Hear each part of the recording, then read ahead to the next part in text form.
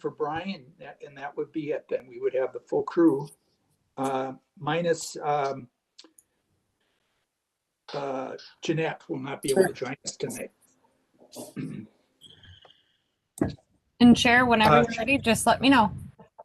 Okay, we probably should go ahead and get started. So if you want to go ahead, Alyssa, that would be great. All right, we are live. Good evening, everyone. This is the Park and Recreation Committee meeting of Victoria for Wednesday, February 17, 2021 at approximately 6:30 p.m. And we're doing it via virtual. So welcome, everybody. Our first order of business is going to be a roll call. So Claudio Crapetti. Claudio's here. Judy Iverson. I'm here. And Jeanette June is not with us, won't be with us this evening. Mary Larson. Here. Barry Schultz. Here. And John Carlson, present. And Brian Vincent, hopefully he'll be able to join us shortly. Oh, Yep. there you are, Brian. He's on. Hi, Brian. Hello. Fantastic. We're moving right along, everybody. So the next item will be approval of the minutes from our last meeting, which was on January 20th, 2021. Can we have a motion to approve the minutes from one of you? So moved. Larry motioned. Is there a second? I'll second. Judy seconded. And then is there any comments on the minutes or corrections? Hearing none. All in favor, say aye. Aye. Aye. Aye. Any opposed? Hearing none. The minutes are approved. The next item is petitions, proclamations, suggestions, or complaints from citizens, committee members, or staff. Do any of you have any items to bring to the meeting tonight from community input? Anne, do you have anything that has been brought to your attention from anyone? I have nothing at this time. All righty. And just so members of the community who may listen to the videotape, if you do have items that you would like to have brought to this committee, you have various options. One is you can talk to any of us as committee members if you know us. You can call or email Ann Minke, our Victoria Park and Recreation Director. And I believe they can also contact you by email as well, Ann. Is that correct? Correct. All righty. No, now I've seen I lost my PowerPoint. Of course. Well, we're always living on the edge when we're doing it this way. So Yeah, I know. I don't know what happened to it. the next item of business is old business. And the topic is Emerald Ash Borer Plan Summary and Implementation, the 2020 plan that's now been completed, obviously, and implementation of the 2021 plan. And I'm excited to indicate that we have a guest with us this evening. He will be, Ann, if you want to go ahead and tee it up on your end and help introduce our guest. I will certainly do that. I'm going to see if I have it. Here we go. I do have the PowerPoint now. So we are going to start that. And I should have indicated that save comments or questions or anything until after the presentation. I believe that's how we're going to try it. Correct. So, as you know, I believe it was in 2019, we completed a tree inventory with the assistance of Rainbow Tree Care. And in 2020, the Park and Rec Committee and also the City Council approved a 3-year program to deal with the emerald ash borer, which included injections, tree removal, and tree planting.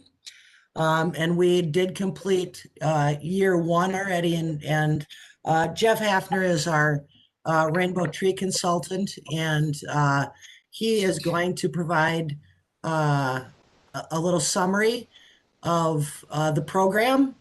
And then also, if people have questions, please feel free to ask and wait until the end. So Jeff, I'm going to stop sharing so you can. And just a quick reminder, if everybody could click off their audio, it might help for sound purposes.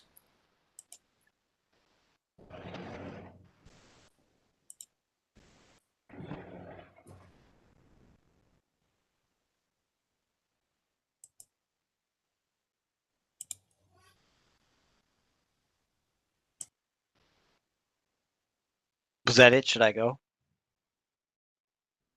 Now that everybody's muted. Hi, everyone. My name is Jeff Hafner.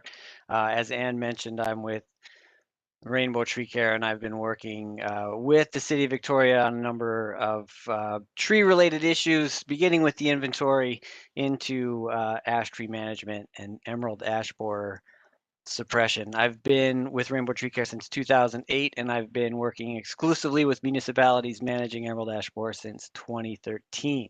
So I have given Ann a pretty in-depth summary of the first year of our protection program. I reworked it a little bit and added a little extra information just to kind of get everybody on the same page as far as emerald ash borer and where it is. And I think there's been some communication already from the city regarding the nearing infestation in neighboring communities. So I'm sharing my screen, and give me a nod if you can see it. Yes. Okay. So yeah, this is a summary of really the first year of program implementation, exclusively focused on ash tree protection. But I want to back up a little bit just to talk about trees just as far as their benefits, because all of this being focused on ash protection, it's important that everybody kind of remembers why we all like trees so much. And it's really because they provide just so many benefits for us. They reduce stormwater runoff, save energy, store carbon, they improve air quality and human health, reduce crime, reduce noise, and they're popular. It's hard to find another piece of infrastructure that does all those same things and is also pleasant to look at. Trees really occupy a very unique place in communities as far as benefits providing and popular with the people. As I mentioned, emerald ash borer continues to spread, and in the early months of 2021, your neighbors to the east, Chanhassen and Eden Prairie both saw increases in their infestation levels. So this is kind of a blown up map, but you can see every little green plus sign here is a confirmed emerald ash borer infestation. Then the Minnesota Department of Agriculture, which runs this map and manages this data, puts this green line around those points. Are you able to see my pointer as I move it too? Yeah, so they add that as kind of what they call their generally infested area. It's about a 2-mile radius from every confirmation. Because we know when we find emerald ash borer in a tree, it's typically just the tip of the iceberg. We know that the trees surrounding those confirmed trees are likely infested at lower levels. They're just not showing enough signs to be confirmed. That's why that generally infested area is added.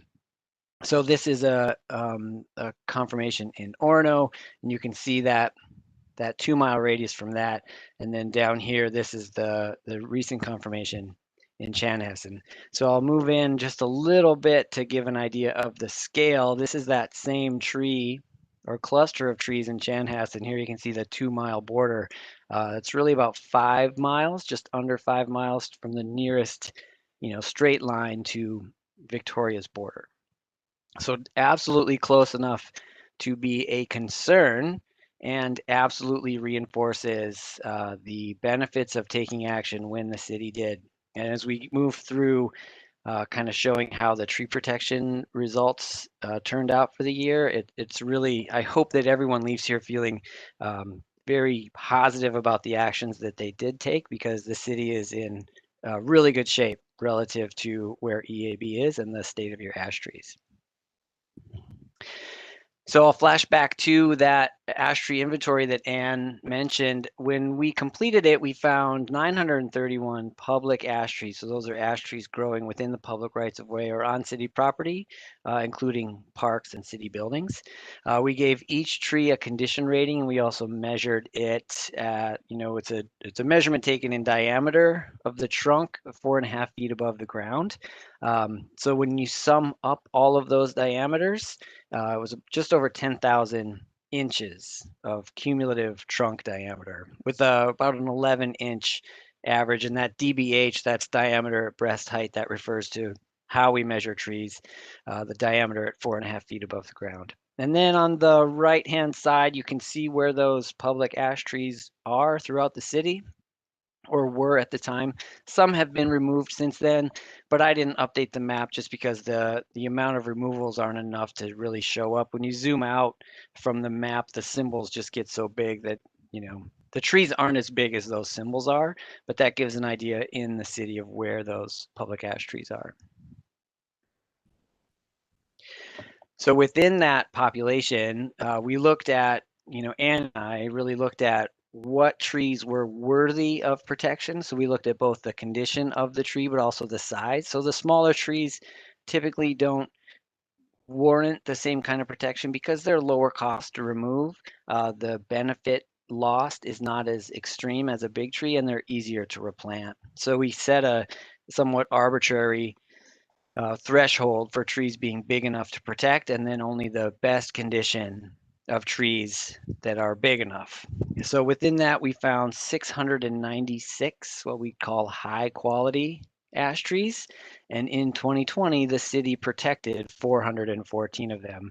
So here again, you can see that these are just showing the 696 high quality. This is a subset of that previous slide that showed the whole ash tree inventory.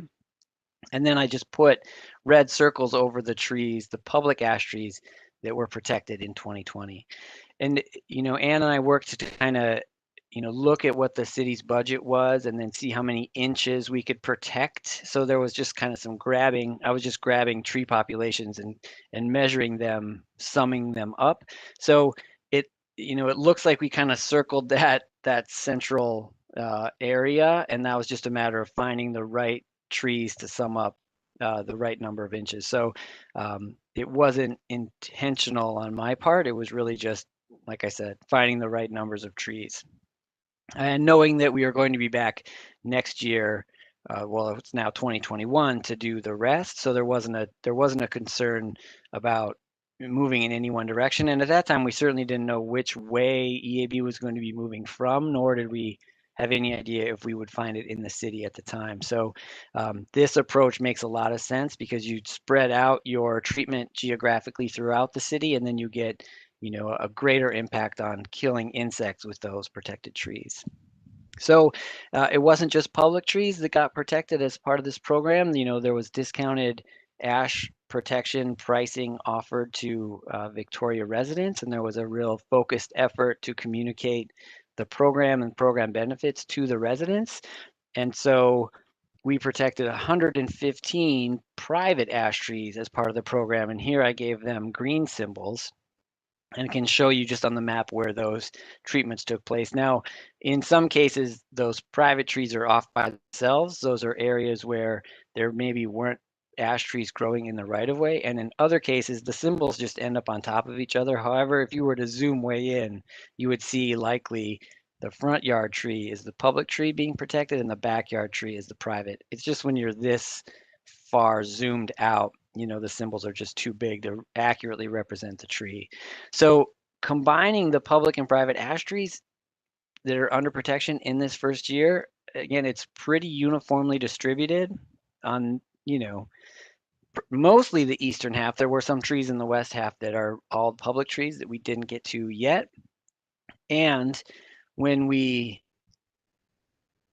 EAB was kind of encroaching from. It was a relief, I think, that we had ended up kind of starting on the east side because of that infestation looming, just 5 miles down the road in Chanhassen. So I combined the two images to show, here is that tree I've zeroed in on before in Chanhassen, and then here are the current high quality ash trees plus what's under protection. So at this level, here's where I'm kind of hoping that everyone can breathe a sigh of relief. There's really good numbers of trees under protection, which are, kind of protecting the unprotected trees nearby because they're killing insects if there are insects there. But also if that wave front continues to move toward you, you have a nice wall of protection on that east side to help keep those trees alive. So I'm as we go, but I'm also happy to wait. So since you're all muted, I'll just kind of assume that your silence is just 100% support for everything I've said so far. So here I kind of just built a table to show how the program has helped grow the numbers of ash trees under protection. Now, Rainbow Tree Care is not the only tree care company that provides ash tree protection, but we are far and away the largest. So when we look at the activity we had in a community before a program, we assume it's the biggest component of any number of protection efforts. So there's likely some trees that were invisible before we started, but it's just a baseline to say this is where we started.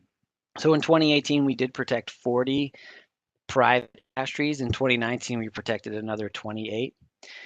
I should say here too that I neglected to talk about tree protection interval before. We protect trees on a 2-year rotation. So those trees that we protected in 2018, we would have recommended for renewal in 2020. So in that 2018 group, those 40 trees are likely also in that 2020 number. Now, not one for one. Some people elect to not protect again, or they move and the new owners don't protect it, or some people elect to protect fewer. Some even protect on the 3rd year and not the 2nd. So it's not a direct correlation, but we assume some number of that 40 is also in 18. But even the combined 18 and 19 number before the program started, you can really see a difference in how many trees got protected once that program started. And we really take that as an indication of how well the messaging and works to make people see they have options to manage their ash trees in a way that meets their goals. So we take the 414 public trees, combine it with 115 private, and throughout the city, we protected 529 ash trees. Now, regardless of how you relate to a number like 529, as I mentioned on the map, I hope to leave you with a sense of relief that there's a lot of ash trees under protection, and maybe 529 is a lot or maybe it's not. So we look at those ash trees being protected relative to population. So I do an analysis that's ash trees protected per 1,000 residents. And I use 1,000 residents because if I looked at trees per person, it would be like a fraction of a tree. So I multiply it by 1,000 to get a whole number. So I hope I'm explaining that in a way that makes sense. And maybe it'll make sense once I show this table. Then I break it out, just public and just private, and then combined. So the far left side, the bar on the far left, is looking at the sum of all of our programs, similar to Victoria's, where we have a combined communication strategy with a municipal partner.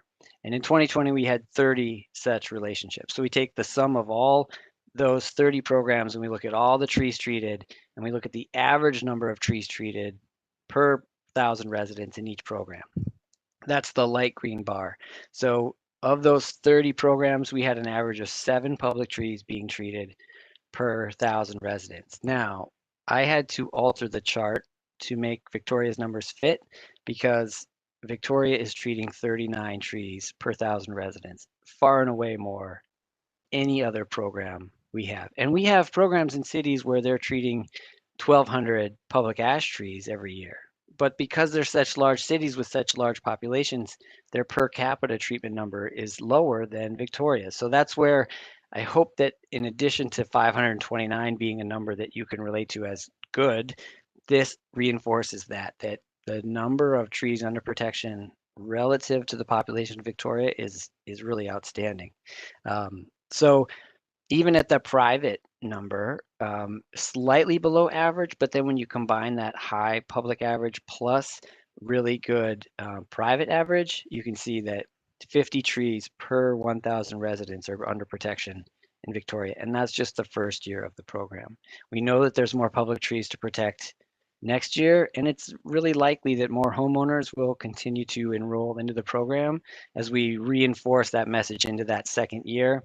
Some people adopt early, others need a little more time to hear the message before they find it meeting their needs. So now I can switch a little bit from trees and tree protection into customer or resident like habits and how they got to us. Normally when I give this presentation, I give it as a team, and I have a marketing teammate who's not here. So I'm going to go through all of the marketing slides because I've heard her talk about them.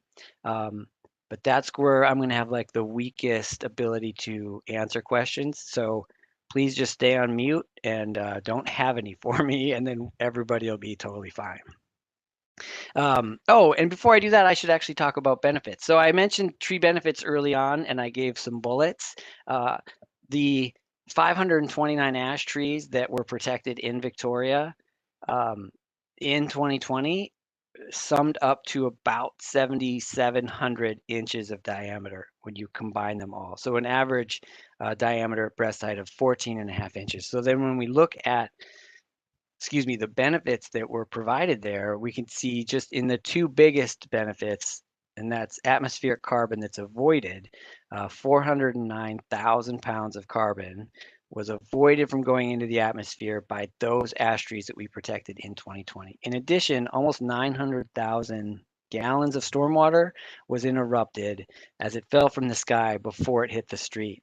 So trees, especially trees growing near streets and sidewalks, are really good at diverting that water into the ground and keeping it out of the storm sewers, which is really where we want it. We want groundwater and not ground runoff. So just looking at the two biggest benefits, you can see not only are those 14.5-inch trees great providers and would be missed if they were killed by EAB and removed, but they're also really measurable in the impacts that they're having to carbon and stormwater. And those are just the two biggest ones. Now is when I'll go into marketing, and I'll do my best to talk about how your residents found us. So in 2020, as I mentioned, we had 30 municipal programs similar to Victoria's, and each one of them has a landing page. So that's all city landing pages here. The combined sum of sessions of people coming to visit those landing pages was about 4,700, just about 4,800. 87% of them were new in 2020, and 684 of them filled out a lead form, which means we directed them, or the city directed them, and they took action on that website. When we look at just Victoria alone, we had 88 sessions, 87.5% were new, very much in line with the overall average, and 23 people filled out lead forms there. So that's one avenue where people are finding us through the city and then taking action to have us follow up with them. And then if you look at the chart on the left, we're looking at how they got there. So what site were they on before they got to that landing page we have for Victoria? And 50 of those people that visited came directly there. Now we typically assign that traffic from the postcard that we send, and I'll show an example of that in a second. But in order to find it directly, someone would have to key in rainbowtreecare.com/Victoria. So if they went to that trouble, they were probably looking at a postcard. So as the key takeaway says, the direct traffic likely driven the majority of traffic with a 0.45% response rate. That's a pretty good response rate, actually. Although the number seems small, it's pretty good for direct mail to have people take action. The next line down is organic, just one of those. City referral was the next biggest one. City referral is where city messaging drove residents to come to the city website, and then from the city website, they clicked the link over to us. It's another very easy and convenient way for us to share the messaging and drive people to your site. Have residents feel comfortable with the information the city is sharing and say, yes, this is our approved vendor. There is a program. Contact them for next steps. Social media also did really well in Victoria, and I'll show a couple examples of the social media posts. 11 people found us that way. And then we did email out to a number of people in our database regarding the program, and one of those people came to see us.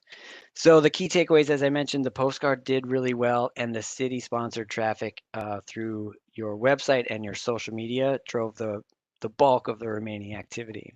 So 3,500 housing units in Victoria. We mailed postcards to 3,300 of those single family homes. We do take out any multifamily housing where we believe the individual may not have the direct access to take action with their tree. So we focus predominantly on the single family homes with our direct mail piece because it's the cleanest line of information and action.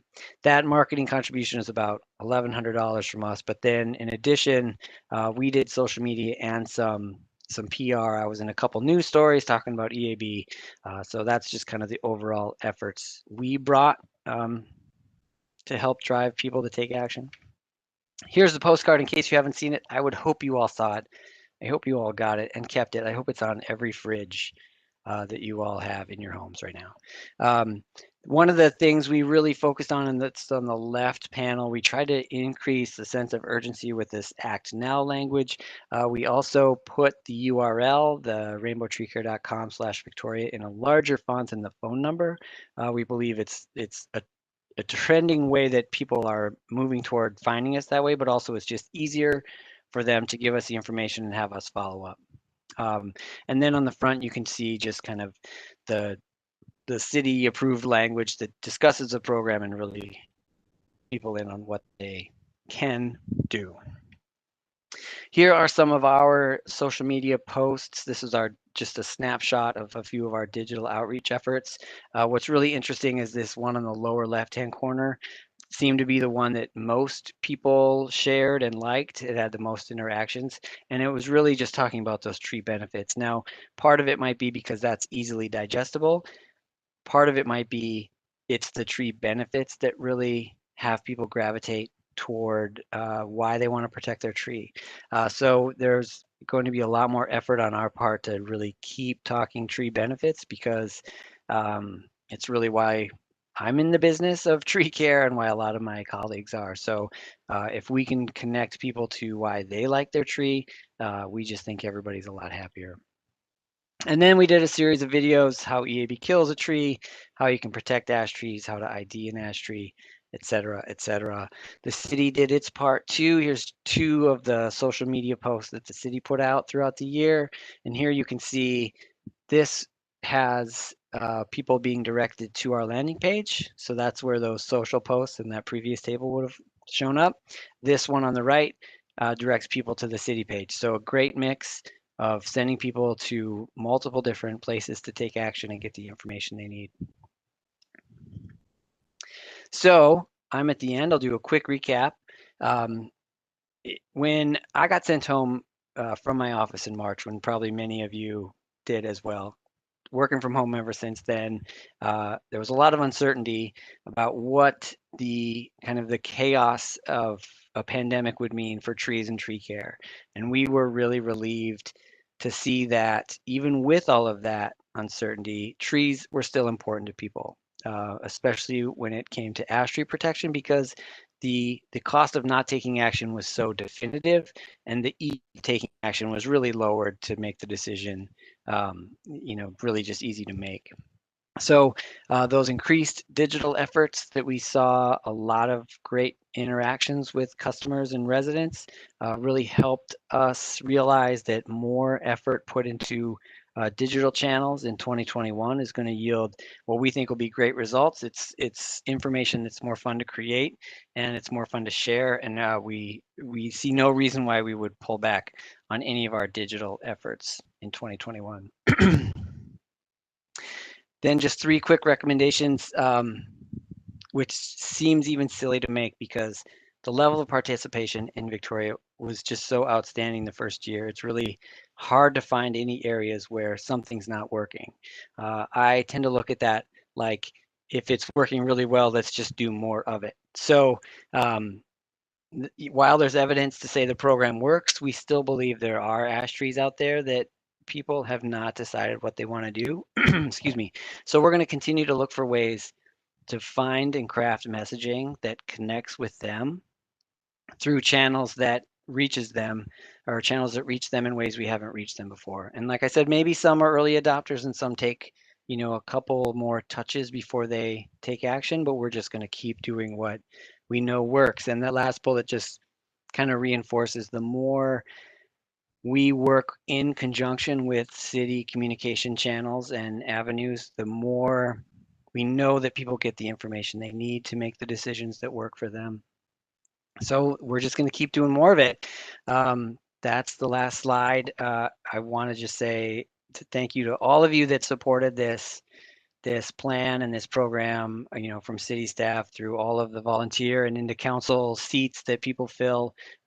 It's really clear that it works for Victoria. We're really excited to see what we can do in 2021. So I can stop sharing, and you can all unmute, and I'm happy to take the long list of questions you all compiled throughout that entire presentation.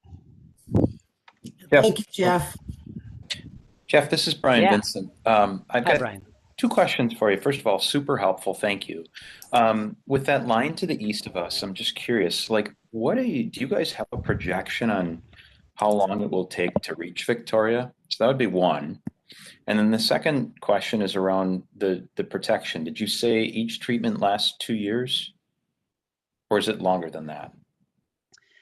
It's guaranteed for 2 years. Okay. Trees that we inject, when they're in good condition, we guarantee EAB will not kill that tree for 2 years. Okay. Thank you. So I'll answer the second one first. Sure.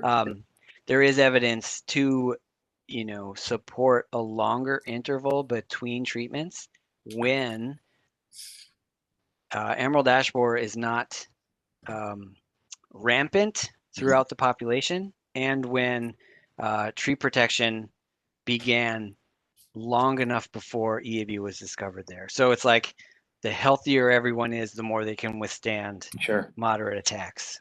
If communities wait too long and the trees just get too sick, then you can't wait as long between treatments. So that's a long answer to the second question. The first one is tricky because that encroachment from the east is what we can see and what we can confirm. There's really no guarantee that it's not already in Victoria. It might just be at such a low level that trees aren't exhibiting enough symptoms to be detected and found. So we really, that's why I mentioned the tip of the iceberg. We know it's there for sure. And the city is taking action, you know, accordingly. That's where I do want everyone here to feel a sense of relief that even if it's found tomorrow, you have a lot of trees under protection and you don't have to worry about those. And it's just about what's not protected now. So Thank you, Jeff. That's helpful. Sure. And I would assume Chanhassen does not have a program, correct? Or it's just Chanhassen does. Yes, does. Chanhassen does. Okay. Thank you. As does Eden Prairie. Okay. Thank you. Ann, do you have anything you want to add? And then we open it up further. I don't at this time. I will certainly allow members to talk about it now. Alrighty. The floor is open if you have questions or comments. Thank you for the presentation, Jeff. We're the city of park and lakes and trees. And you know, as a city that we like to communicate that we demonstrate value to our residents. And I'm sure most of our residents don't even realize that one of the benefits that comes out of their you know, property taxes that goes to the city is programs like this that can make a real tangible difference to our quality of life, which is a big part of why we love Victoria. Yeah, but well said. Are there other comments that others of you would like to make? Questions, comments? Floor is open.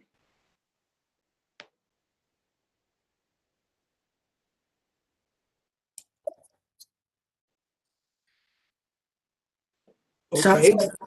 It sounds like Jeff did a wonderful job of Yeah. questions.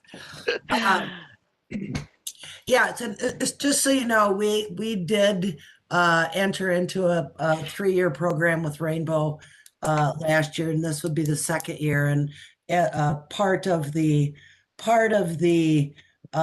reasoning for our next our motion, our recommendation to the council, we do have to approve an expenditure annually. So that is coming up after this too, so we can move into year 2 of this program and get some additional trees protected, and also hopefully get additional residents. And I know earlier this year, Jeff and I had a conversation about hitting those townhome or associations, HOAs, and businesses also this year. So we're going to be working on trying to get a marketing program directed to those as well. So Yeah, I know Ann had mentioned to me that, and I think that's great because living in a HOA and where we have quite a few trees, the woodlands would have trees.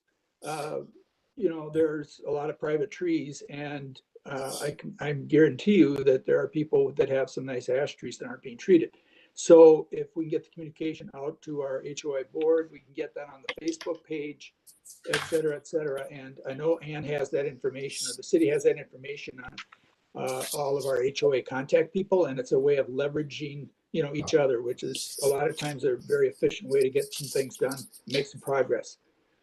The other thing is we have some great communication vehicles, and I can't remember if last year we used the Victoria Gazette and Sue Orson or not, but if that's a possibility, and that's pretty well read, as well as the Chanhassen Villager. But I don't want to go on and on here. Any other, are there any other comments? Otherwise, we're going to probably get to the motion. Any final comments, Jeff? No, thank you for being such an attentive audience, and I appreciate your comments about City of Lakes and Parks and trees. Both of those are made better with trees, so I will continue to do what I can to support all of that value that I agree you are bringing to residents by supporting a program like this. So thanks. Thank you, Jeff. And I am going to go back in and share my screen and looking for a recommendation for year 2. Is there a motion? This is Claudio. Before on the $35,000, is there like an average price per tree that this 35 would cover, or how does the pricing work? So that cost is, it was averaged out based on the total number of trees treated. We also had removals, not only tree, but stump removal, and also replanting trees. So it's kind of spread out over that whole area. So I believe, looking at this year, based on our numbers, we're probably in that treatment area of another 350 trees, I'm guessing, roughly, for treatment alone. Thanks. Yep. Does that answer your question, Claudio? Right. And would that, of that 300, would that represent half of the 35K, or? Well, I believe that, and this is off the top of my head, I believe that we spent about 25 in 2020, and that was the injection, or the treatment of 400. So this year we'll be looking at, because we ended up not removing any trees last year. It just got to be too late in the season. So we're going to be looking at closer at some removals and replanting with that. So I'm going to guess it's probably in the $20,000 range for treatment this year. Great, thank you. And are boulevard trees in play as it relates to this topic?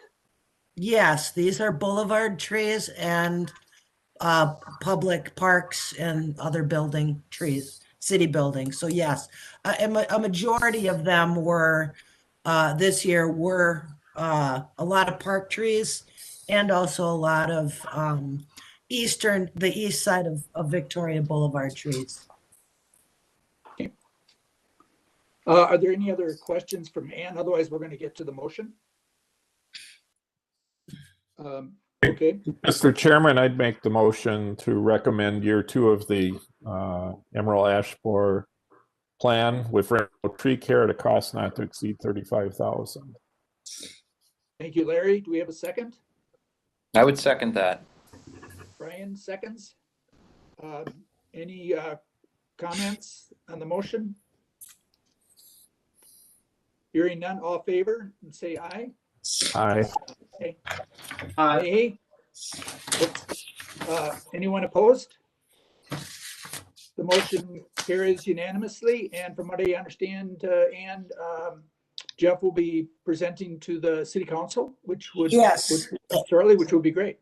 Yep, that's the intent for him to also do a presentation with the city council. Thank you, Ann. That really was a great topic to bring forward. All right, the Thanks, next everyone. agenda item is going to be under new business, and it's a concept sketch plan for 78th Street West Development. And, John, John? Yep. It sounded like somebody may have had a question or a comment prior to this. And maybe I'm wrong. But I thought I heard somebody. Guess not. Okay, sorry. Okay. So Ann is showing the property as new development that's proposed, and I think when we have new developments that are proposed, not only is the planning commission involved, but others are involved. And we're with Park and Rec, and the committee is involved in that as well on the front end. And so, Ann, do you want to talk about this item? And we will have a motion as well to consider. Sure. Just to provide a little orientation, the large yellow line to the north is Highway 5. The yellow line to the east or the right is Bavaria Road. Madeline Creek development and Whispering Hills development are in this generalized area. So this piece of property, it's about 20 acres. It's actually owned by the school district that they have decided to put an option out on this property. And Pulte Homes has that option right now, and Holy Family is just to the south here of this property. The proposal is right now in the sketch plan concept is 41 single family units. The property is zoned residential, and within the comprehensive plan, there is no park proposed or located in this area. I'm going to just blow this up a little bit for everyone. So this is the proposed development. It's like I said, it's a sketch plan with the 41 lots. Here is our 78th Street, Cochia Lane. Again, this is the Madeline Creek area and the Whispering Hills area. The proposal also includes internal sidewalks, which is the yellow. We do have a trail that runs on the north side of 78th Street that runs all the way down to 5 when that road was reconstructed. And there's also one on Cochia Lane to the north. So it's a pretty standard sketch plan. And from a park and trail perspective, it's not real complicated. The part of the process that any developer has when they do come in to the city with a concept plan is generally the Parks and Recreation Committee looks at it. The developer is required to have a public meeting, an open house that includes the neighborhood. It then also goes to the Planning Commission and also the City Council, just in the concept sketch plan as you see it today. It gives us a chance to provide input on layouts, locations of things like parks and sidewalks. And in this case, obviously, there is no park proposed in this location. One of the things that I wanted to recommend or suggest is, so with the internal sidewalks, again with the yellow, and we have a trail on this north side of 78th Street. If we just dead-ended the sidewalk here, it would require a mid-block crossing to get into the Whispering Hills development or to access the sidewalk. And obviously, a lot of you are walkers and understand what crossings take safely. It just was a thought to have a sidewalk come along or a trail to come along the south side of 78th Street so we can have a better controlled or visible intersection crossing at Cochia Lane here. So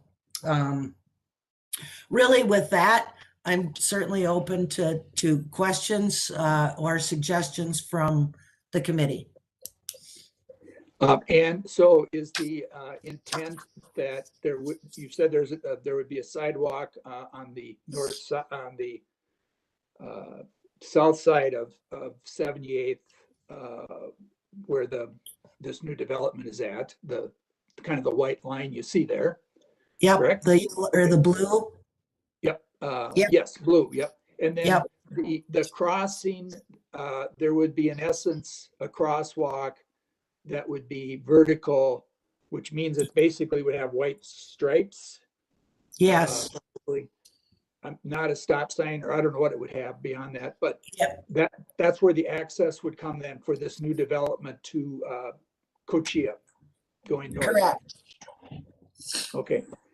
And then as it relates to the west side of this new development, there would be, is it a sidewalk that would be in essence vertical from north to south as well on Cochia that would be new?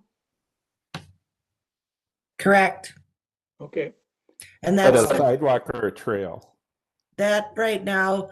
It's just in concept, but I'm going to zoom in a little bit here. So right now we have trail located here. And then as we go down, and this is Holy Family here, and this is the Savannah Valley neighborhood, we have trail that runs along the west side of Cochia. So we would connect up somewhere with a trail within this development, likely at an appropriate crossing, where until this develops, we won't know for sure. But this would be a proposed trail along this side of Cochia to connect them into this, and then also along the north side of 78th. This area, it seems to me that if we look at long-term for a trail, we should ask the developer to put the trail in a whole west end as far as their property goes. Is that extra, the ghost platting there, is that somebody else's land, or does Pulte have an option on that as well? That is in private ownership, yes. And Okay, so this trail would be included as part of the development. okay, great. The nice thing about that is to be able to have Cochia, gets us part of the way there, to have with this development to get Cochia fully connected, because down at Holy Family, Holy Family there, we have that dead end for 70, for Cochia. And right now we have it isn't a dead end because there's some private road there, but it'll be now to be a street, public street with the trail. We'll be able to get that much closer to having Cochia be totally connected, which is, very positive from a standpoint of, fully accessing our trails and having them open. So would be a nice step. Is that a trail on the east side? Over here? No, on the other east. Oh, sorry. This is a driveway. Okay, This so that, is private. I'll zoom in a little bit. Shoot. gotcha. No, okay, no, that's good. I wondered where it was going. It was, Yeah. So this would be this is a private access for this home. And as part of the development, that would stay until such time as this property sold. And then this would become backyards. But you do understand, Claudio, about the development on the west side with that trail? yes. Okay. And on the other side of that driveway, is that non-buildable or is that just, This is all private too. And yes, I believe that some of that could potentially go into a redevelopment if this property owner ever wanted to sell. and what would trigger the need for a park, Ann? Not that I'm thinking we need one, but I'm just more the thought process because I haven't. So our comprehensive park plan basically looks for zones or locations for parks within I think it's a half-mile radius of a home. And so as we look here, this is about roughly about a quarter acre to a mile, or a half acre, or sorry, a quarter mile to a half mile distance between these two.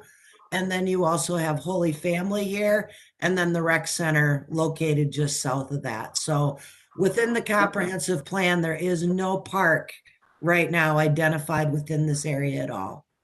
No, thank you very much. That I didn't know what that blue box was, so that helps.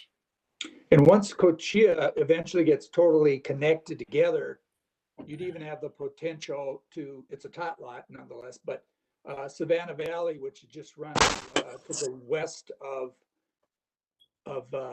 Holy Family there on the south, they have a nice tot lot in Savannah Valley. It's that development just see in the very bottom left-hand corner.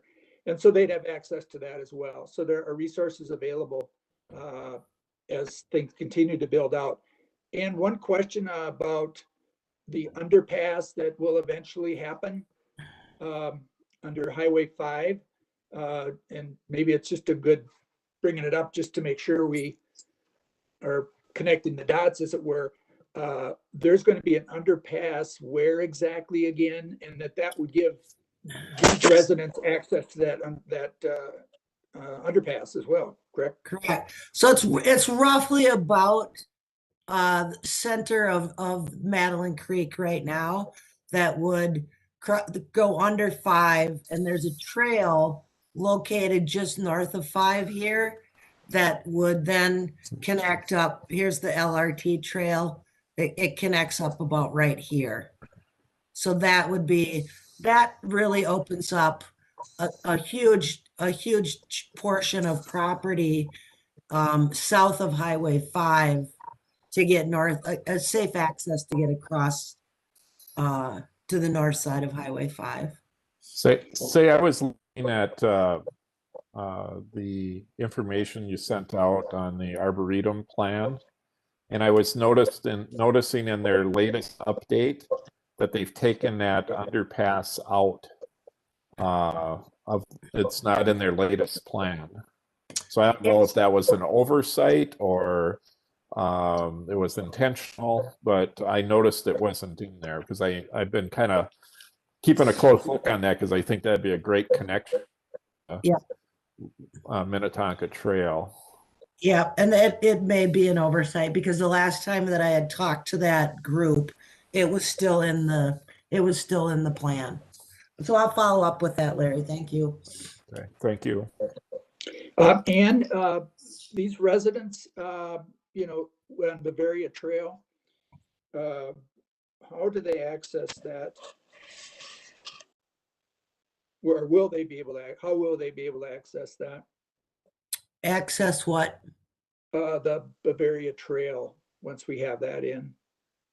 How will these people? Yeah, yes. So they would be from a safety standpoint, and what people do obviously is their own choice. However, that's why the sidewalk or trail recommendation here for a safe crossing, and then they could come down this way and cross here. Okay, we don't, correct me, do we have any kind of walkway or trail in that section right in there? Yeah, so there's sidewalk, trail and sidewalk. This is sidewalk. And then there's Okay. also trail within Madeline Creek that runs all the way up to Highway 5. Perfect, perfect. Are there other comments or questions for Ann?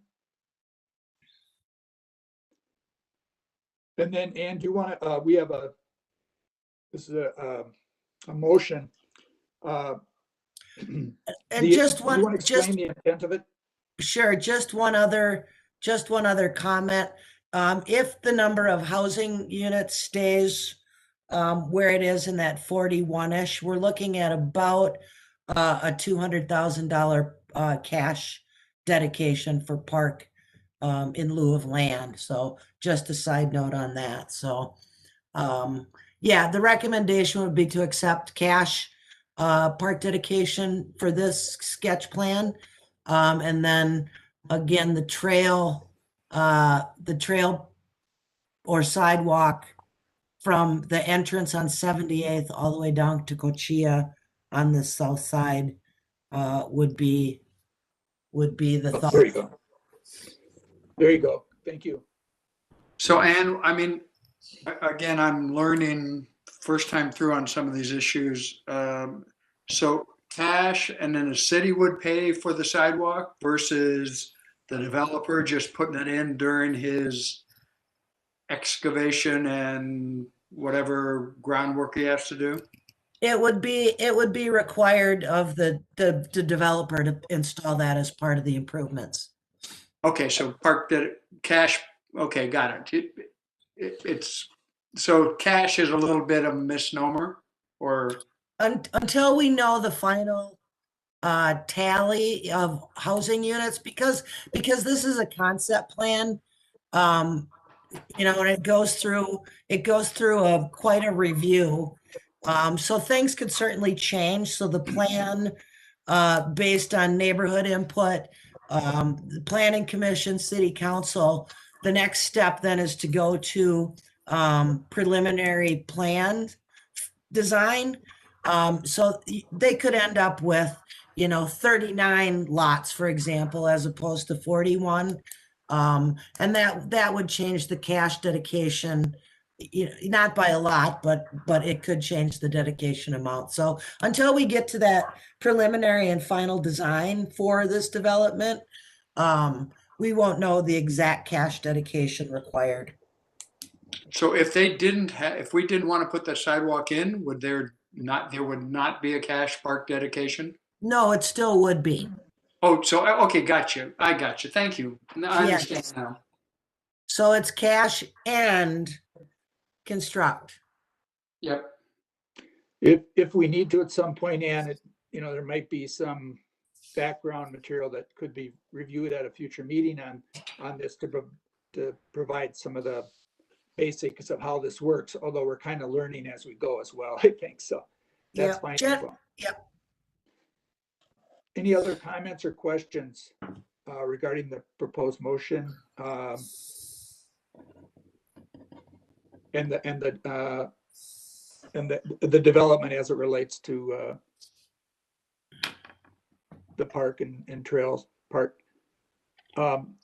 If not, someone would like to make the motion. I'd make the motion to recommend a cash park dedication and construct a trail or sidewalk on the south side of 78th Street from the development entrance to Cuchilla Lane. And I Thank you. second it. That's Claudio. Claudio seconds. Yes. Any comments?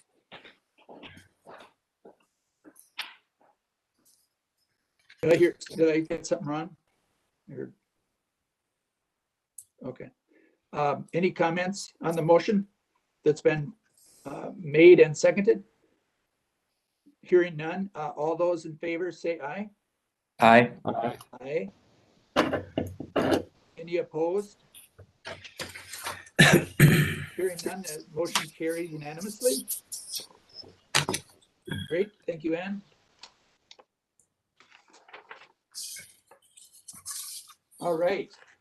How are we doing on time? 7:30. So we've got a little bit of time, which is great.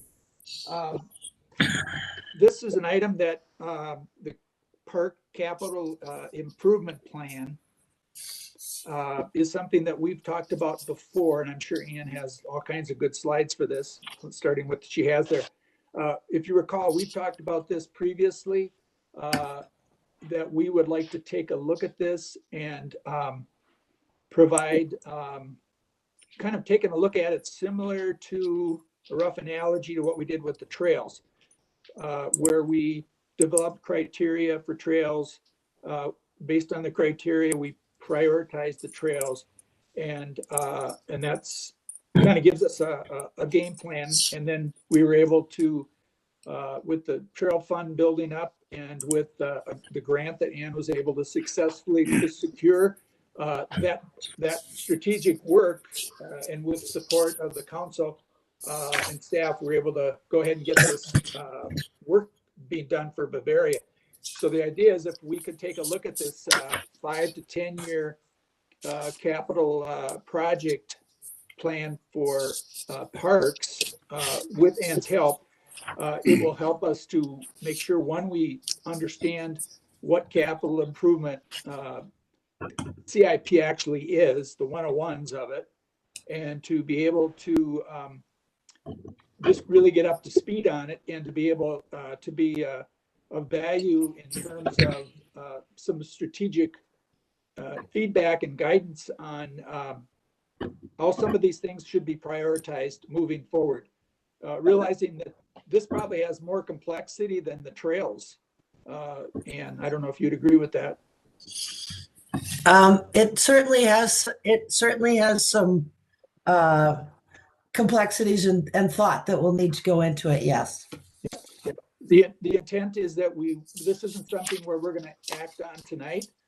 This is something that can carry over for, probably, maybe 2 more meetings or something. I don't think there's a set deadline. In fact, there'll be a capital improvement plan done whether we, as a committee, get involved in it or not, because there always has been. But this will allow us to provide some support, I think, to Ann, and ultimately, hopefully, be of service going forward. So with that, did I butcher that well enough, Ann, for you? No, you did very well. Thank you.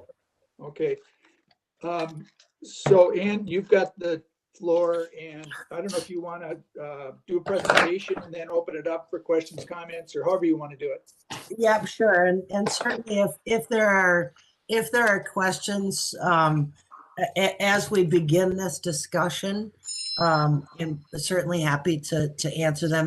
And you're right. And within the presentation, I've kind of laid out at least a goal as far as how long this is going to take, because it's a pretty involved process.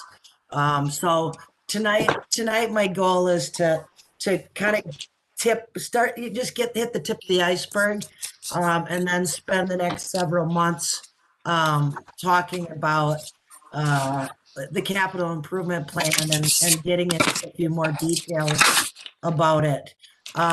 So just to kind of start of what a capital plan is. So it's a list of projects, equipment purchases, and major studies that pretty much every local government that I'm aware of does. It's a plan that is usually a 5 to 10 year plan. And it's also a financial and planning tool that involves a lot of different entities within our local government. So what does a capital improvement plan feature? So again, it's a list of projects or equipment and studies. It is a ranking of projects. It's a financing plan, because when you start listing your projects out, you also have to have a financial component tied to it that allows you to complete that project or buy that equipment or complete that study. It also lays out a timetable for completion. There's also a project justification that goes along with it, and then also an explanation of what that project is.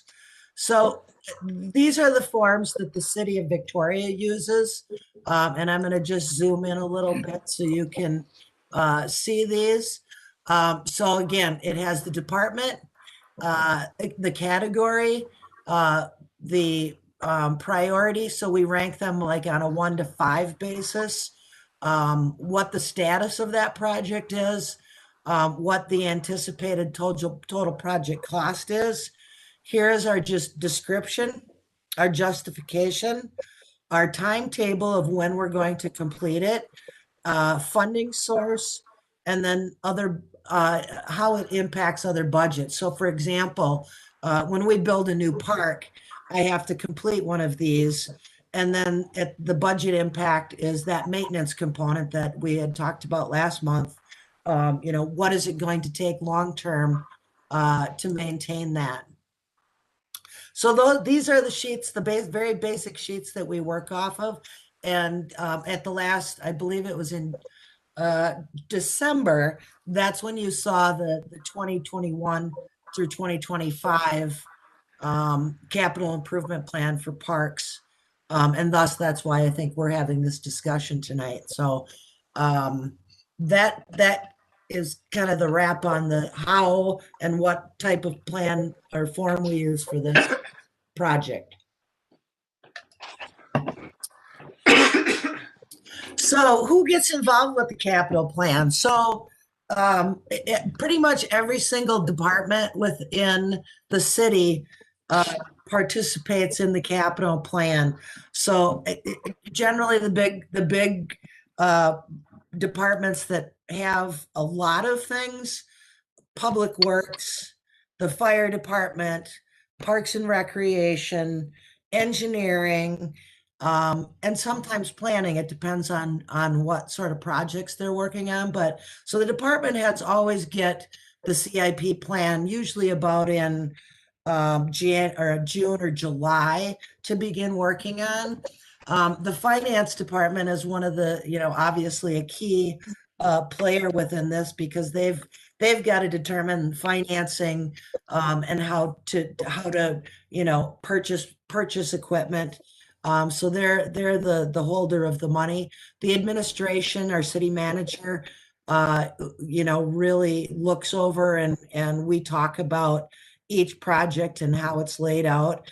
Obviously the committees, meaning the Park and Rec Committee in this case, are involved with it. And then officially the city council approves the plan every single year. The CIP is a working document. We review it and update it annually. Things can go wrong in a year, or something else comes up that's more important. Just to give you an example, the tennis court this last year at Deer Run, once we started looking at it, it was beyond its useful life. And instead of just putting a Band-Aid on it, we decided to reconstruct the tennis court. In order to do that, we had to borrow or use money from our playground improvement program, and delay that program for a year in order to get this project done. So those are the kind of things that could happen on an annual basis, that certainly brings changes to that document. So it is something that, you know, it's fluid and changes annually. Another example is the Wasserman Lake Preserve. You know, there was a lot of discussion on how to finance that park construction, and you know, as we worked through that plan for over a year, you know, that had an impact on the park fund and how and when future parks or future park projects would get completed. So because of that, things got moved out, notably Goodman Park got moved out, and also Lakeside Estates Park got moved out, just because of the uncertainty of when and how Wasserman was going to get constructed and financed. So the next steps, the Park and Recreation Committee, we will take a deep dive and review and discuss all the park projects over the next few months, and then hopefully have a good plan ready to implement for 2022. And do you, I know that there's a 5-year plan. The first year of the 5-year plan is built into the budget for that year, and the council actually approves each individual item once, you know, you've got an actual proposal that needs to be approved. But anyway, there's that 5 years overall, and you're talking about that being fluid. Do you see us looking at, I think the staff look at things from a 10-year perspective, but that's sort of a staff function to look at that additional 5 years. Is that something that you would envision that we would not necessarily handle here, and we would, through this process, our goal would be to maybe address the first 5 years and not the other, or any vision that you might have on that? Yeah, I think I'm kind of taking a real high level look at, you know, 5 years, 10 years, and I want to get everybody to look at all of the projects and all of the things that one has to think about, you know, down the road. So I'm looking at a longer period of time, just based on that. Because some of these items I think a lot has to do with the financing piece of it. And I'm not planning to get into that financing piece today. That's going to be further down the road. But the financial piece has a lot to do with when these capital projects get programmed. Right. Yep. But by looking at the whole bigger, higher level picture, I think what you might be getting at is that it helps us to be more effective in prioritizing things, because you know, you're not having things that are being left off when you're looking at the criteria and how to evaluate projects. Correct. And I think, you know, it really, yeah, some of these items and some of the park projects, you know, certainly will go out longer than that 5 years based on, you know, what they actually are. And once we get into those details a little bit more on those projects, I think that you guys will get a better understanding of why we're going to go out that far. So does anybody else have any questions up to this point? No, I'm just glad we aren't going to rank them all tonight because I was worried this is going to be an all-nighter. So thanks for clarifying that. Yeah, I wouldn't dare put you through that. So We made that mistake before, I think, on one project or another, I think so. probably it's possible. So no, Yeah. I won't. There's too much stuff to get through. So And it's too important. It's too important. Yeah. So. yeah. So what I've done is, for your benefit, is to break down our Parks Capital projects into categories because I thought it would be a little bit easier to digest. So we're going to talk about new construction or additions. And that's really the first topic that we're going to get into tonight. And we'll see how far we get because we may have to come back to it. And then we'll, as the next meetings go through, we're going to talk about remodels, acquisitions, removals, and then repairs. So when we talk about new construction or additions, and these are projects that have already been identified and are listed within our capital improvement plan. So that includes Goodman Park, Lakeside, Bayfront expansion, lights at Detailm and Lyons, those are field lights, future development for parks in the south, and then Watermark boardwalk replacement. So I'm going to try to pull up something else here. I'm going to stop sharing for a second, and then I'm going to share again. So can everybody see this now? Project by funding source? I assume so. So this is when we talk about long-term planning. These are the things that you guys have looked at and approved. So all of these things are listed in the program that we're going to talk about. Just to kind of show you what I'm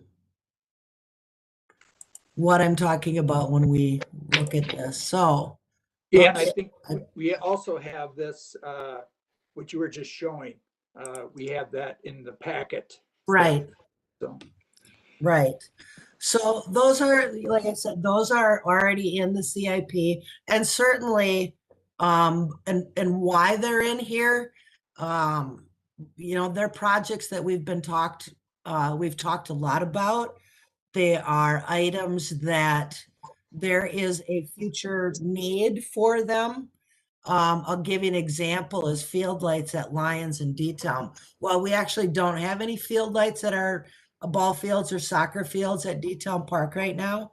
And then there's only, there's 3 fields that are lit at Lyons out of the 5 that are there. And the lights there are, I would call them very old. So they will need to be replaced at some point in time. And just picking that time becomes somewhat of a challenge.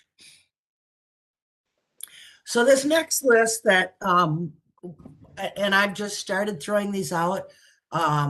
These things are again in that new construction or additions that we've had some discussion on, or more recent, like Jeanette's outdoor pickleball courts. We have talked about an outdoor indoor pool. We've talked about splash pads.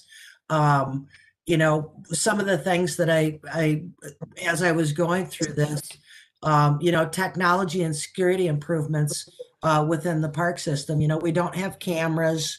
We don't have, the only place that we've got technology really is at the new Lions Pavilion with door locks and cameras, but there's nothing else out in the park system. We had talked about an outdoor fitness park, for older adults, and you know, but nothing, they're kind of projects that we've talked about, but they've never come to fruition because there hasn't necessarily been support for them. So again, this new construction or additions are really where I want to focus tonight. And because I would like to know what other ideas that you guys have and maybe what other items should be added to our list as we go through this work. So I'm open now at this point. If there are other ideas that people want to throw on the list that I haven't thought of, or, you know, and they can be anything from my perspective, whether they're pie in the sky, because at some point we will go through them and as a group kind of whittle out what should stay and what should go.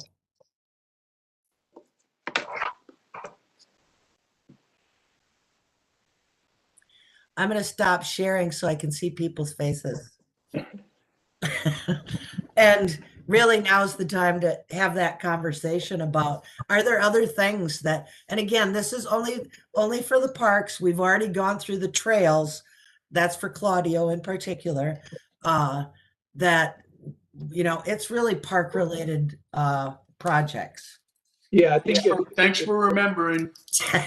You bet. Yeah, I think if everybody could just, you know, if you don't even have a new item, feel free to just blue sky it. It doesn't mean that you're even pushing for it. So for example, one thing I could think of is disc golf is not on the list. And there are a number of communities that have it. I actually took it up this past year.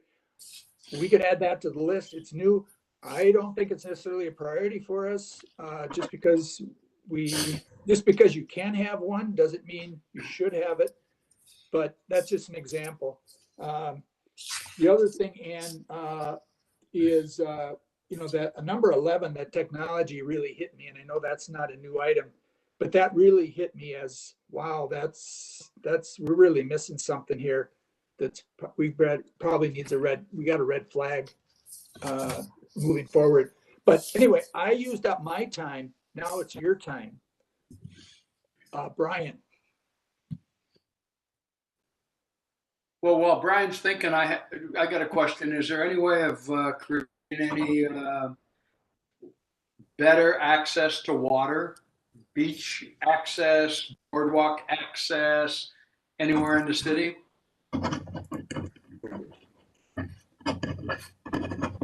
I'm writing it down. I'm writing it down. I hope that's not a question. That's a statement. Yep. Yeah. Exactly. Maybe. Whatever. Okay. Yes. I think that one potential is could have some tie-in with future property at Pearson's Lake. They do have a public landing and there's beach property there, but I wouldn't want to pigeonhole beach access to what you're talking about either. Yeah, it's just that we have a lot of water around, and it just be, you know, there's communities that have, you know, man-made beaches per se that had treated water and those types of things, and that's kind of the thought I have. There is, in looking at the bigger picture of our whole bigger surrounding area, you know, we're talking about Victoria. We do know that in Chaska, they do have that downtown park, which has beach access. We know in Victoria at Auburn Lake.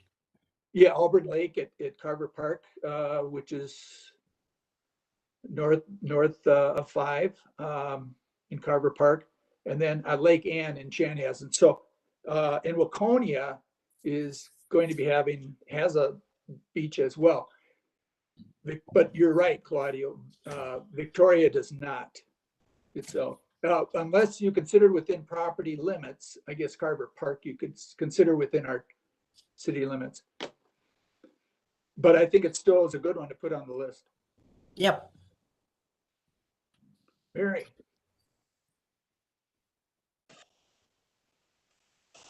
The only thing I was wondering about was, do we have enough you know, my kids played softball and soccer, and, you know, we grew up they grew up in the Eden Prairie area, and they have plenty of soccer and softball fields. And I just don't know enough about athletics in this area to know if we have sufficient field space or not. I have no idea. Just a Yeah. question. Yep, and it's a good one. I think that at some point within the comp plan, there is identified as a future, really large park that would include athletic fields. Right now, well, obviously right now is a little bit different than we've ever experienced before, but overall, certainly those primetime hours, which is Monday through Thursday evenings.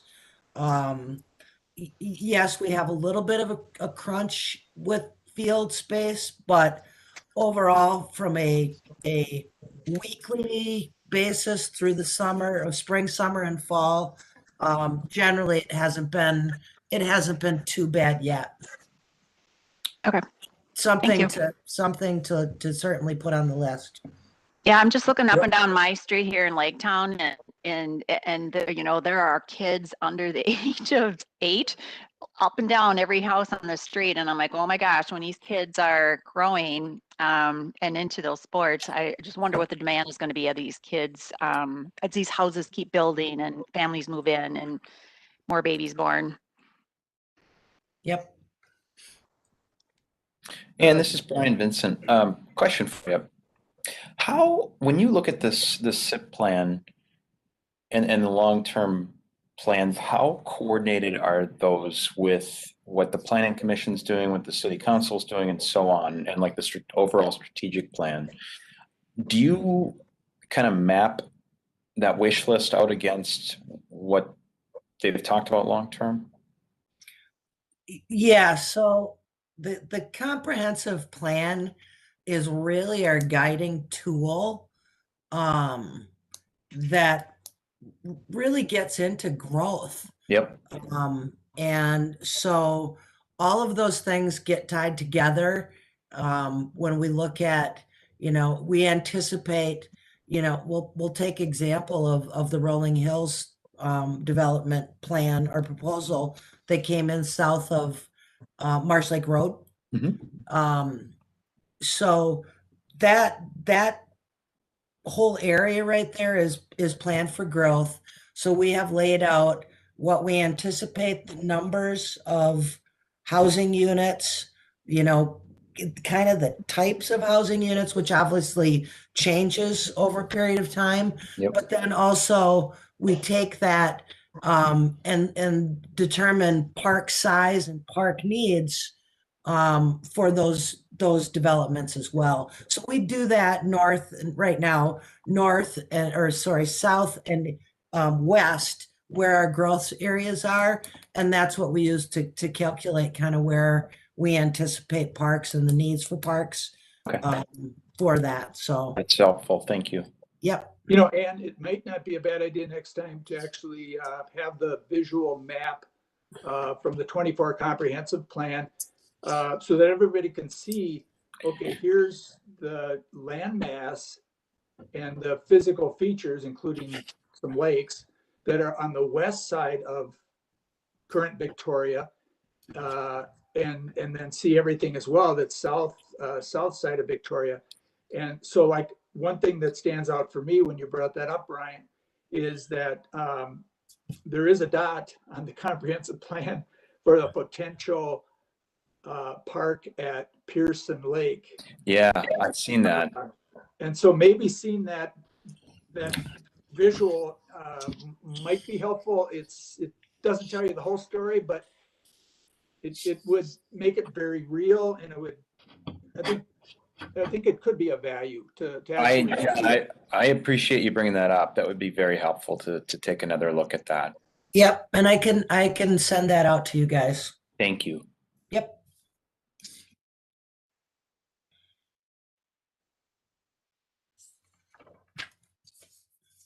We kind of talk about the area south of us, but what gets lost is the area that's north of us. And I'm trying to think of the lake that has the winery that's west of us. Harley. Parley, yes.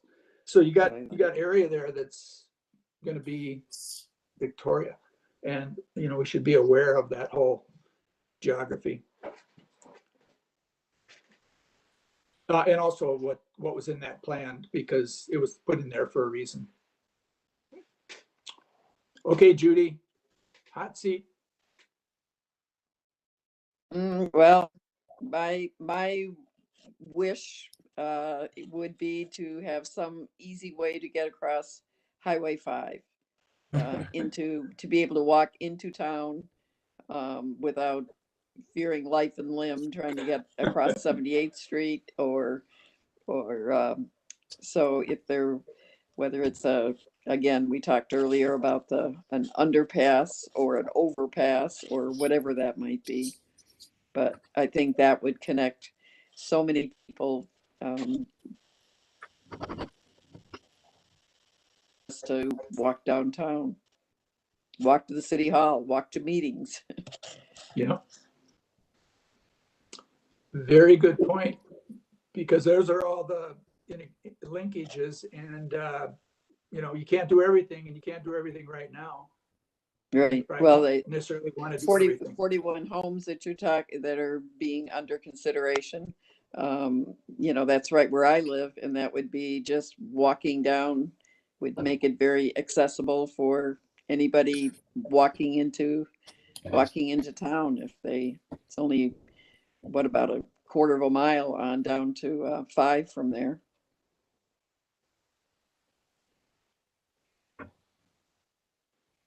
And I don't know how much we're going to get added to the list. It might be pretty comprehensive.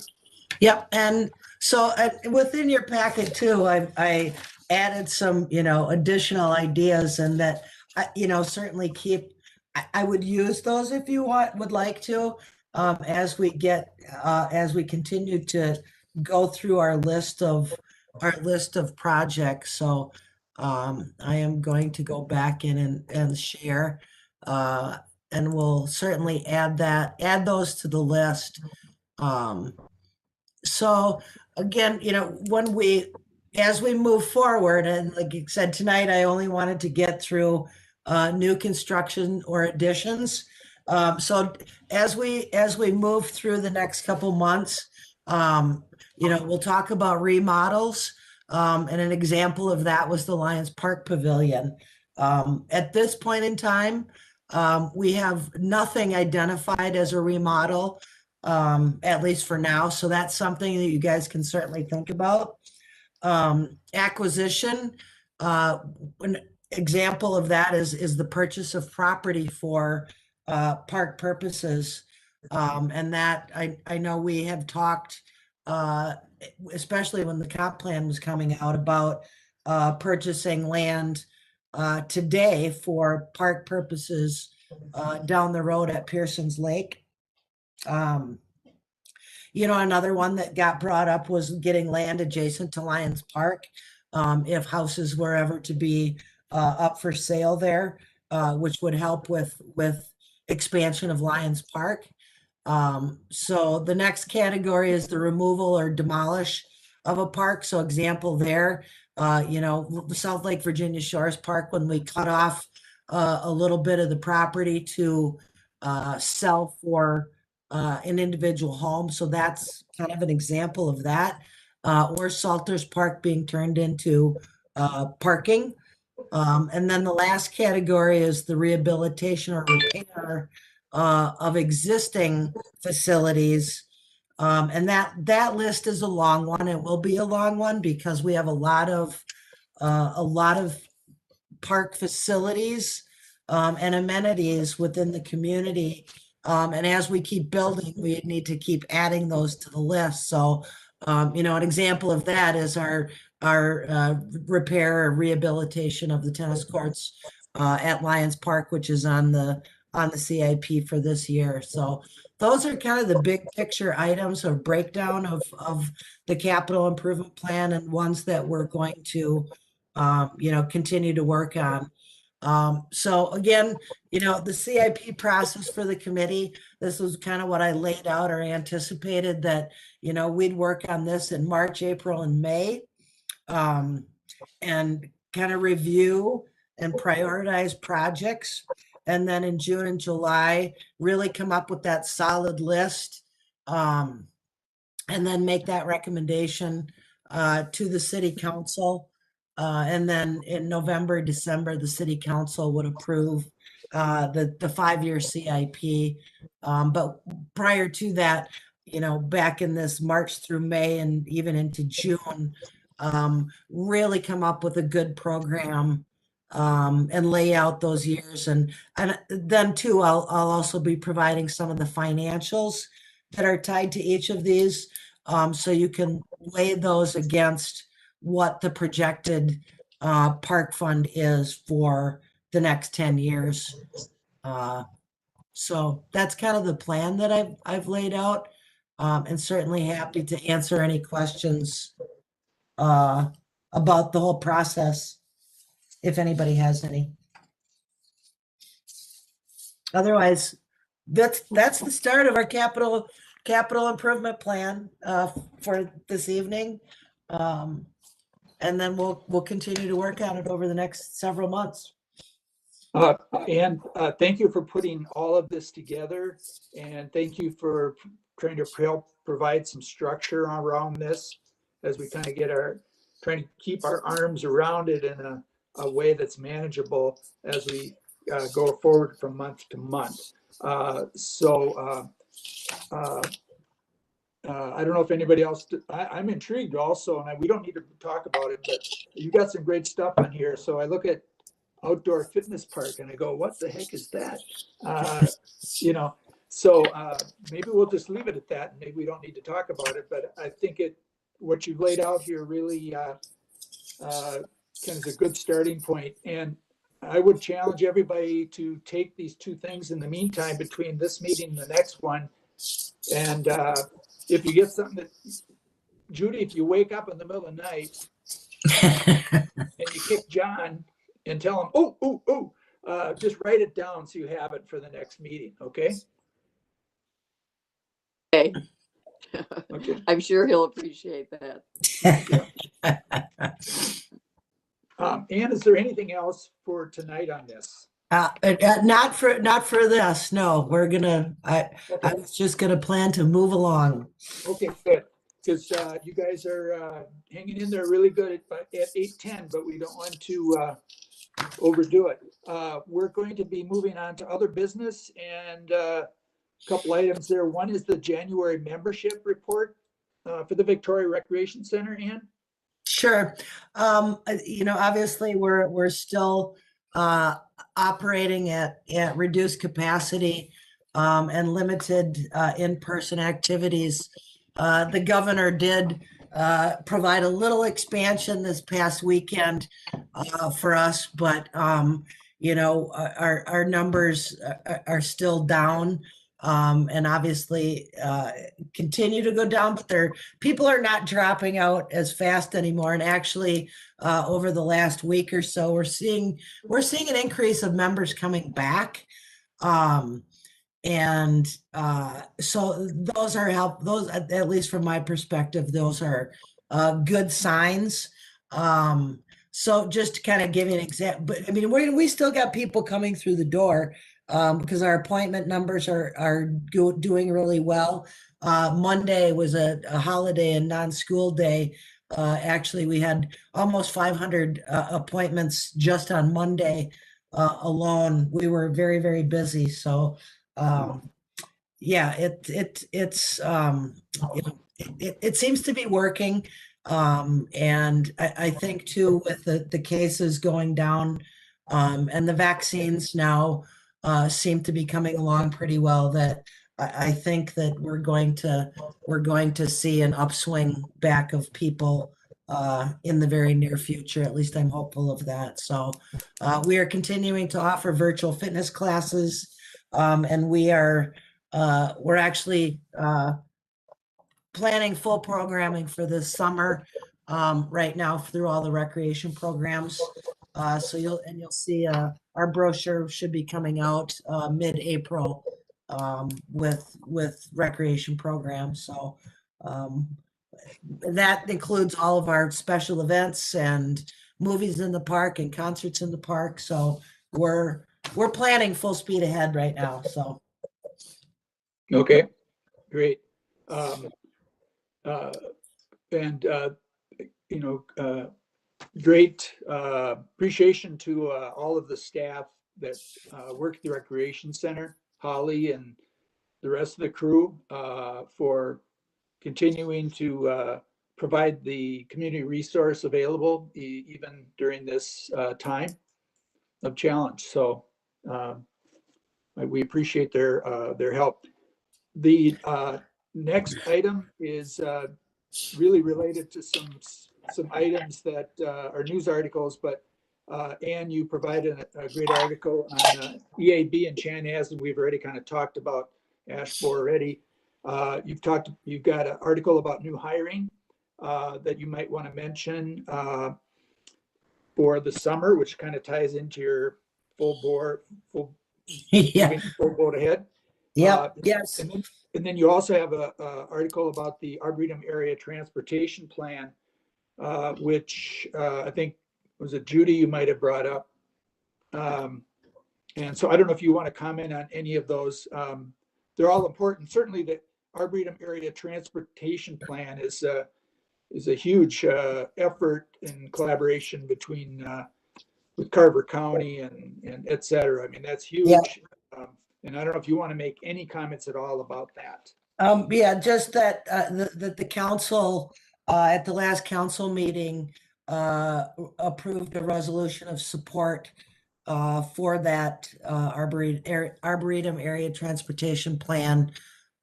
So that first phase, I know the planning group is moving forward with that in hopes of getting some federal funding for that Highway 5 improvement, which would also include the underpass. But I will verify that, Larry.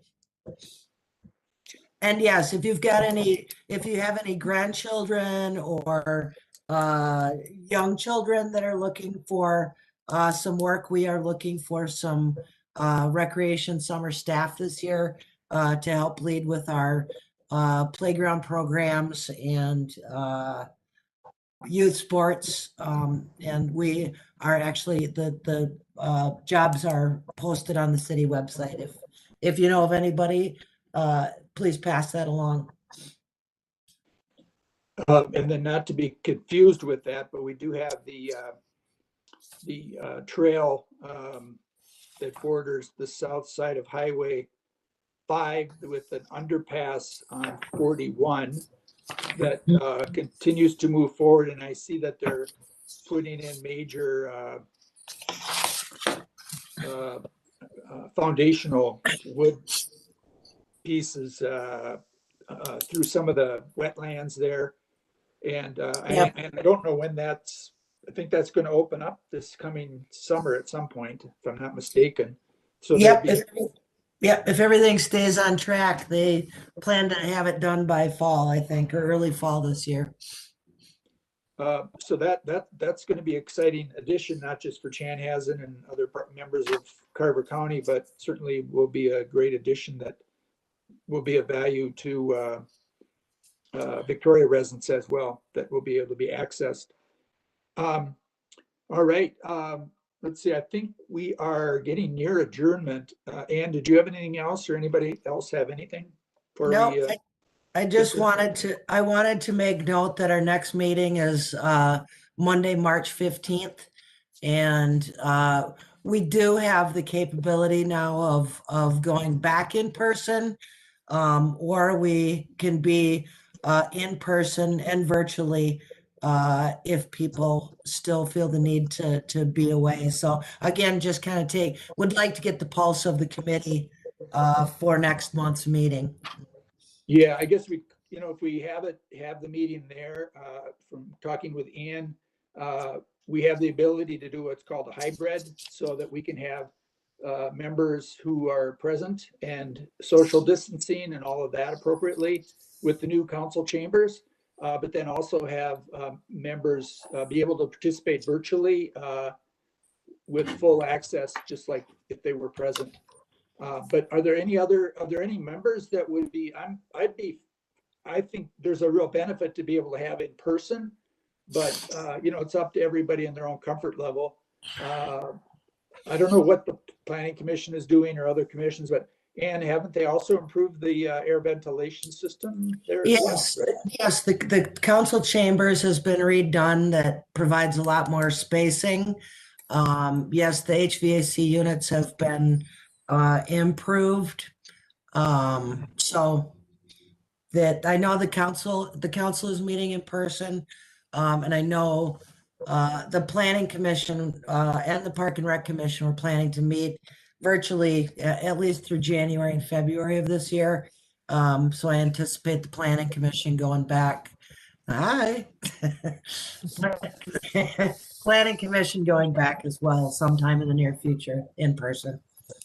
Would there be, I would be fine attending, particularly with that ventilation system. I just want to check and see if there are other members that would be willing to do it that in that manner. Just wanted to get it, like Ann said, get a temperature check, I guess. At least for the next month, I would tend to want to be virtual personally. Okay. This is Larry. I could go either way. It doesn't matter at this point. Okay. I'm good with in person, but if it has to be virtual, then so be it. Okay. Yeah, I can go either way as well. Okay, Okay. Brian. I'm indifferent. Okay. Ann, I think we've got enough that we could do the hybrid model. Yep. And so, yeah, I think that at least we could give it a try and see how it works too. So, well, I will kind of plan for that. And then, if those that want to stay virtual, you certainly can, we can try it. Otherwise we'll be in person. And, Claudio, for sure, you're out for one more month. I have no idea anything for sure. Well, that's true. That's a long ways away. We'll plan kind of for the hybrid, I think. And those that will come in, we'll get a count before the meeting. And If everybody else is willing to go in, I guess I'd be willing to go in too. Unless we want to just try, I'd be the guinea pig if you want to try the hybrid to see if that works for a benchmark going forward. But yeah, I feel the peer pressure. And do you mind if I hop in here for a Peer second? pressure. oh, sorry, go ahead. Yep. I just wanted to note that both the planning commission has done a hybrid now, I believe twice, and it's gone pretty well. And city council has also done hybrid, I believe twice now, and it's gone pretty well. So we could definitely test it out with the park and rec committee, all for it. Thank you, Alyssa. There is no peer pressure, so just so that's clear with everyone. But we're going to do the hybrid model. I think we're I think that's where we're headed. So we're just going to have to wear a mask and do our social distancing, and we'll be good. Okay, that's the signal that we gotta get adjourned. I know somebody must be practicing. Yeah. All right. So is there a motion? Thank you guys for a great meeting tonight. Thank you, Ann, for all your great work. Do we have a motion to adjourn? So move. The move by Judy. Is there a second? Second. Okay. Thank you, Larry. All in favor? Aye. Aye. We are adjourned. Good night, everybody. Good night, everybody. Thank you. Good night. Thanks, Alyssa. Thank you, Alyssa.